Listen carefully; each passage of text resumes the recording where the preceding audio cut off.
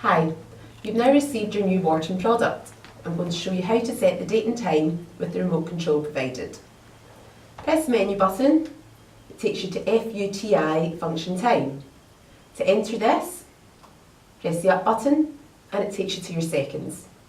The easiest way to change this is at the minutes edge. For example, 57, 58, 59, minus button. This then zeros your seconds. Press up once happy and you're taken to your hours and minutes.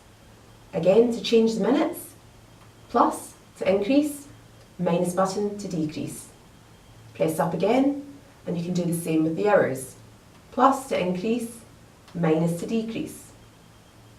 Press up again and you're taken to your year. Again, plus button, increase the year should you wish, minus button to decrease. Press up again, you're taken to your day and month.